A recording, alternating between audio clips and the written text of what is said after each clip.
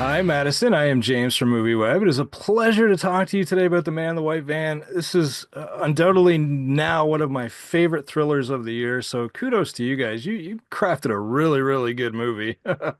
Much. All right.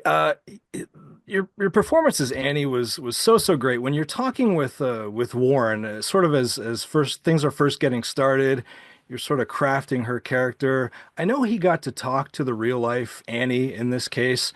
So I guess what sort of inspiration did he give you, or what sort of advice did he give you on how to play her when you guys were sort of putting this all together?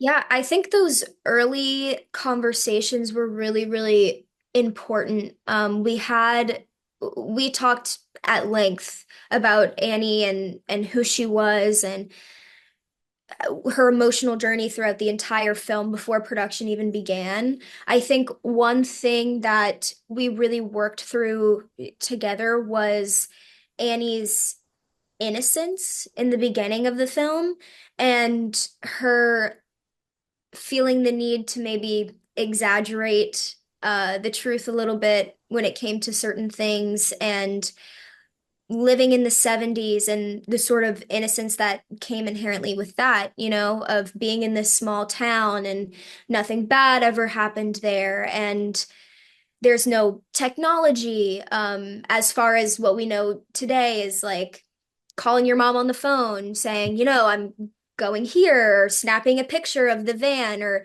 things of that nature. So we talked a lot about that and how to accurately portray that as someone who obviously didn't grow up in the 70s and had to sort of erase that from my mind as being an option for defense. Right, yeah. One of the things I loved too was your sort of every time the white van came on screen, it felt like a character all on itself, and your reactions to it. I mean, it was. I love the way it was crafted, where it wasn't so much about the man as it was the white van, and the white van became its character.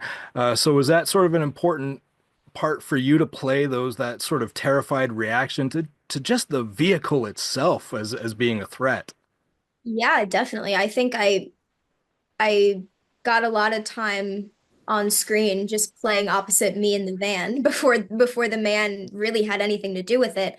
And I think just keeping the idea of having a looming presence constantly be over your shoulder and the idea that she didn't know who was in the van and she didn't know who was driving it or why they were following her helped me a lot to reach those emotional reactions to just the van itself. Right. Another thing too about this, you have your sister Margaret, played by Breck, obviously.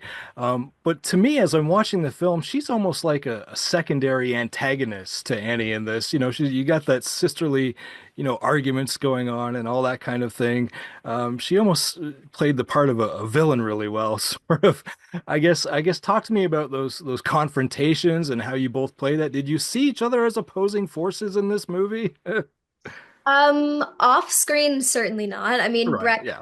Breck is incredible, but yeah, on screen, Margaret is definitely a hurdle for Annie, especially in the beginning of the film. And I think speaking as someone who has a little sister and knows what it's like to have a different personality and butt heads with your siblings that you love, I think it's a really, really honest portrayal.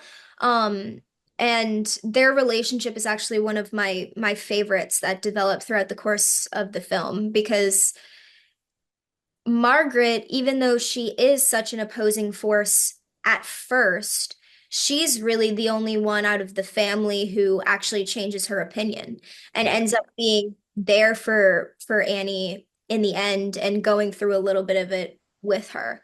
So I think it speaks volumes about their relationship and the fact that even though they're different and they butt heads and they start out opposing each other, there is that deep love and that deep bond there. And at the end of the day, they do have each other's backs.